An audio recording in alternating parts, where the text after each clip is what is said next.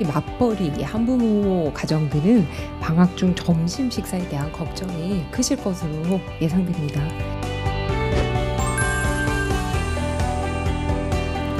사는 곳 인근 지역아동센터나 다함께 돌봄센터를 틈새 돌봄센터로 지정을 해서 아침 9시부터 저녁 6시까지 온종일 운영을 하고, 운영 시간 동안 오전 간식 그리고 점심, 저녁을 제공할 예정입니다.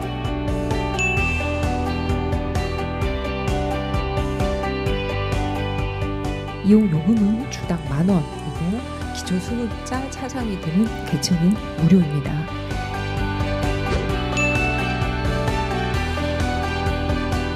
금년 여름방학 시작으로 매년 지속할 계획입니다.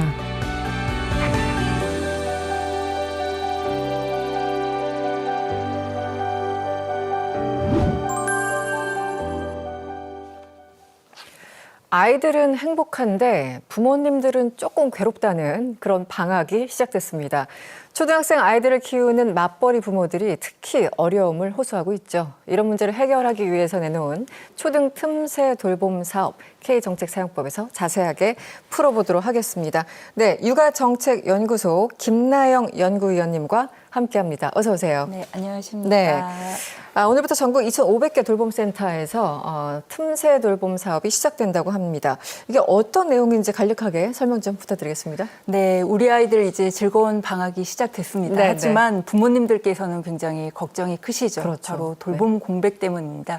특히 초등학생 자녀를 둔 맞벌이 가구 같은 경우는 이런 끼니 해결이라든지 그리고 네. 돌봄 공백에 대해서 우려가 굉장히 크신데요.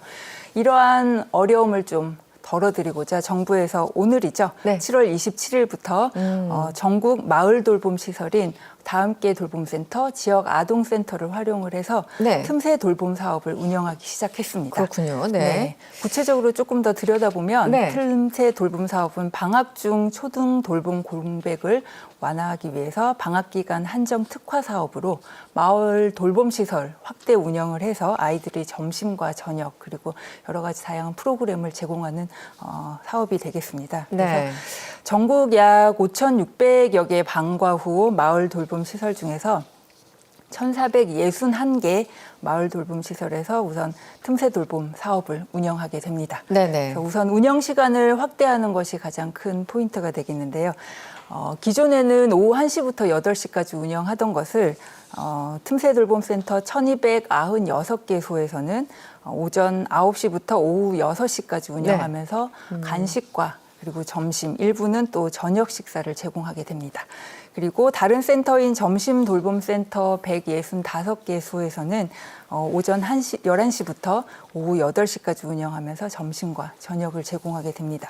그래서 말씀드린 대로 이런 급식과 돌봄의 사각지대를 좀 완화를 하고 또 이런 돌봄들을 좀 제공함으로써 우리 양육 부담을 좀 덜어드리기 위한 내용이라고 볼 수 있겠고 7월 중으로 계속 확대를 해서 2,000여 개소 이상으로 지정할 계획입니다. 네.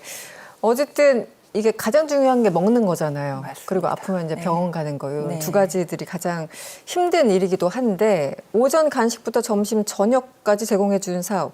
이게 어찌됐든 모든 부모님들에게도 다 도움이 되겠지만 특히 맞벌이 부모님들에게는 아주 가시적인 뭔가 효과가 있을 것 같아요. 네, 맞습니다. 네. 저희도 예상하기로는 많은 도움이 될 것으로 이제 예상을 하고 있는 게 앞서 간략히 말씀드린 대로 초등학생 자녀를 둔 맞벌이 부부 같은 경우에는 가장 기본적인 아이들의 식사가 굉장히 걱정이 됩니다. 네. 그리고 오후에 또 활동들이 이제 우려가 많이 되는 상황인데 기본적으로 이런 점심 식사가 제공되고 또 다양한 프로그램들을 또 이용할 수 있게 되기 때문에 사실 기본적인 어떤 돌봄이 제공될 수 있어서 양육 부담을 좀 완화할 수 있을 것으로 기대하고 있습니다. 네. 사실 끼니만 제공한다고 뭐 방학 걱정이 사라지는 건 아니죠. 그냥 극히 일부겠죠. 네. 아이들 방학을 좀 알차게 보낼 수 있는 프로그램도 굉장히 좀 중요할 것 같은데 어떤 프로그램들이 준비되어 있습니까? 네, 말씀드린 대로 식사 해결 문제 뭐 당연히 되고 또 전반적인 돌봄에 있어서도 걱정을 덜어드리겠다 이런 부분이 있는데 다만 오늘 저희가 지금 얘기 나누고 있는 이 틈새 돌봄 같은 경우는 정부의 어떤 표준화된 커리큘럼이 있는 건 아닙니다, 사실. 네. 그래서 이 부분을 우리가 지자체에서 좀 다양한 프로그램들이 들어와서 지원을 해주고자 노력을 하고 있는 상황이고 네. 그래서 우선 몇 가지 사례를 저희가 말씀드릴 수 있겠는데 얼마 전에 이제 교육부에서 이런 돌봄 관련된 사례 우수 모델을 이제 접수한 결과, 선정한 결과 연천군에서 굉장히 괜찮은 모델을 또 제공을 하고 있어서 선정이 됐습니다. 연천군은 오전에 학교 돌봄과 점심을 제공하고요. 네. 그리고 오후에는 지역 대학 네. 그리고 또 연천이기 때문에 군부대 시설이 그렇죠. 있겠죠. 예, 그리고 문화시설 이런 지역 시설들을 다 같이 연계를 해서 밀착형 온종일 돌봄을 제공을 하고 있어서 높은 평가를 받았고요. 네. 또 우리 부모님들 디지털 미래 역량에 대해서 굉장히 관심 많으시잖아요. 그렇죠. 네. 그래서 서울 동작구에서는 중앙대학교와 함께 이제 코딩 프로그램을 운영을 합니다. 그래서 AI 머신러닝 교육, 그리고 네. VR 우주 탐험, 그리고 드론 레이스 이런 미래 관련된 기술 체험 과정을 3개 과정 7개 프로그램으로 제공을 하고 있고요. 네. 또 세종시 교육청 같은 경우는 함께 온 여름방학 캠프라고 해서 캠프를 운영하고 있습니다. 그래서 초등학교 5학년에서 중학교 자녀를 둔 가구들이 40여 개 팀 참여를 해서 가족 참여형 프로그램으로 어떤 체험을 운영을 하고 있고요. 또 여러 가지들이 있지만 이런 프로그램들이 이제 운영 시간을 확대하고 네. 식사를 제공하는 것만으로 아이들의 방학을 채울 수 없기 때문에 이런 센터들이 다양한 지역 대학 그리고 도서관 네. 그리고 군부대까지 이제 연계를 해서 오후 프로그램을 운영을 하게 됩니다. 네, 정말 다양한데요. 국악부터 생태까지 모든 네. 것들이 다 포함되어 있고 특히 드론 레이스 이건 저도 하고 싶은 건데. 그렇죠. 네. 네, 정말 다양하네요. 네네, 맞습니다. 그래서 다양하게 있는 게 사실 조금 아쉽지만 이제 지역별로 센터별로 좀 차이가 다르기 있어서. 때문에 이 네. 부분은 부모님들께서 좀 알아보셔야겠는데 네. 이제 국가 아동권리보장원 누리집이나 복지로 이쪽으로 안내를 이제 받으실 수가 있겠습니다. 좀 통해서. 구체적으로 우리 아이도 해당되나 누가 해당되는 건지 이용 방법, 뭐 비용, 뭐 신청을 하려면 어디서부터 시작을 해야 되는 건지 네. 궁금한 게 상당히 많거든요. 네. 그런 기술적인 내용도 좀 설명 부탁드리겠습니다. 아까 이제 잠시 말씀드린 것처럼 이 학기 중 마을 돌봄 시설을 이용하지 않는 아동이라 하더라도 충분히 이제 신청해서 이용을 할 수 있습니다. 그래서 네. 가까운 지역 아동 센터나 다 함께 돌봄 센터를 찾으셔서 한번 문의를 해보시는 것도 방법이고요. 그래서 중식이나 석식 뭐 어떤 프로그램들이 제공이 되는지 문의를 해보실 수 있겠고, 네. 다만 이제 비용 같은 경우는 필요 이상의 과도한 신청을 좀 급식 신청을 방지하기 위해서 비용이 조금 부과가 됩니다. 그래서 센터에서 일주일 기준으로 1인당 이용료를 1만 원 이내 혹은 1일 2천 원 이내로 부과할 수 있도록 하고 있고, 말씀드린 대로 이제 좀 센터별로 다르기 때문에 네. 이 부분은 아까 말씀드린 대로 국가아동권리보장원이라든지 그리고 복지로 우리 집 통해서 한번 확인을 해 보실 수 있겠고, 다만 이제 기초생활수급자나 그리고 차상위 가구에서는 이용료를 면제 받으실 수 있으니까 그 부분도 그렇군요. 참고하시면 되겠습니다. 네.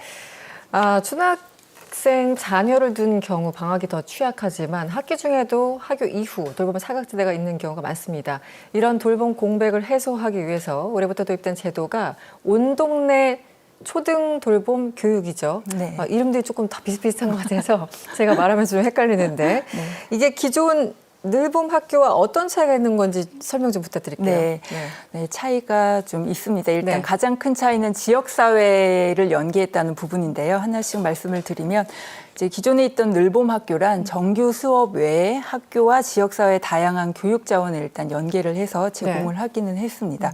그래서 근데 이 부분 같은 경우는 늘봄 학교는 초등학교 1학년과 2학년을 대상으로 해서 놀이활동, 예체능 수업, 뭐 수학 수업 이런 다양한 과목들을 제공했던 프로그램인데, 교육부에서는 이렇게 2025년까지 이어오던 늘봄 학교를 26년에는 조금 더 확장을 시켰습니다. 그래서 말씀드린 대로 좀 이름도 약간 생소하지만 이제 적응을 하게 되겠죠. 그렇죠.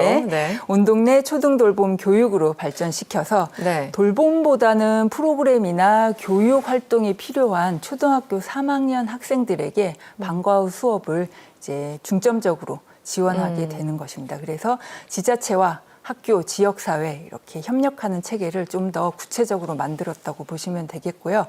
지원하는 영역도 그래서 좀 변화가 생기게 됩니다.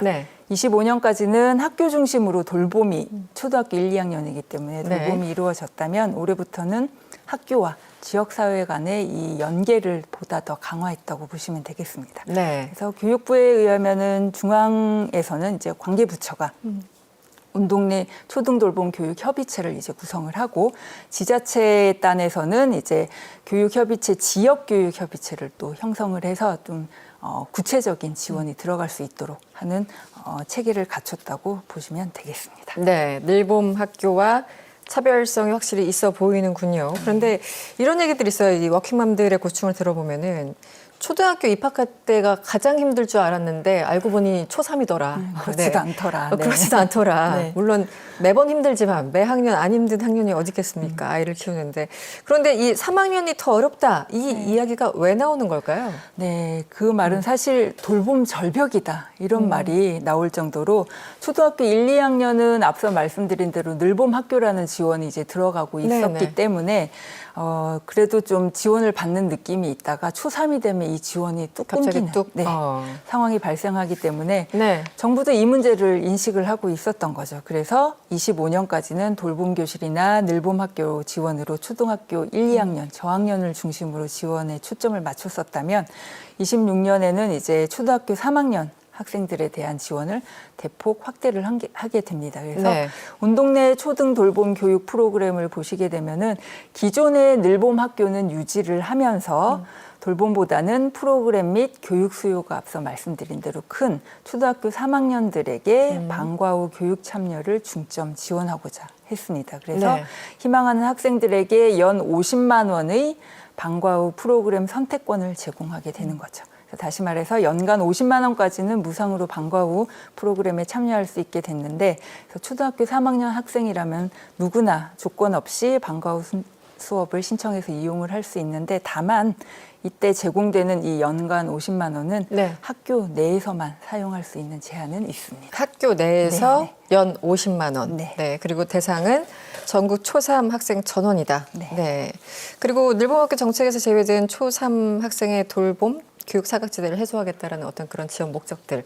그런데 이 바우처 형태로 지급하는 특별한 이유가 있습니까? 어떻습니까? 네, 그렇습니다. 이제 교육부에 따르면은 이 이유를 살펴보면 초등학교 2학년 학부모를 대상으로 조사를 했을 때 75.3%가 돌봄보다는 교육에 대한 확대 지원이 필요하다. 이 부분에 동의를 하셨습니다. 네. 그래서 지역사회와 학교 간 협력을 통해서 이 초등학생들의 돌봄지대를 사각지대를 네네. 해소하는 게 필요했고 그리고 학부모들이 이른 요구인 교육 프로그램 선택권을 강화할 필요가 있겠다 해서 바우처 형태로 이제 지원을 하게 된 건데요. 네. 늘봄학교 지원 대상에 포함되지 않는 이런 초등학교 3학년 학생에게 바우처를 제공해서 교육 그리고 돌봄 이 공백까지 다 보완을 하겠다는 계획입니다. 또 초등학교 2학년까지 받던 무상 돌봄 혜택이 이 3학년 때부터 말씀드린 대로 끊기는 이 부분에 있어서 학부모님들의 부담을 완화하겠다. 그래서 방과 후 프로그램 이용권을 선택을 좀 넓히기 위해서 이 바우처를 이용을 하게 된 거죠. 그래서 기존처럼 1, 2학년들은 무상 프로그램을 유지하되 3학년 같은 경우는 획일적인 돌봄이나 교육 프로그램을 제공하기보다는 학생과 학부모가 원하는 프로그램을 선택해서 이용할 수 있도록 지원하고자 하는 데 목적이 있다고 네. 보시면 되겠습니다.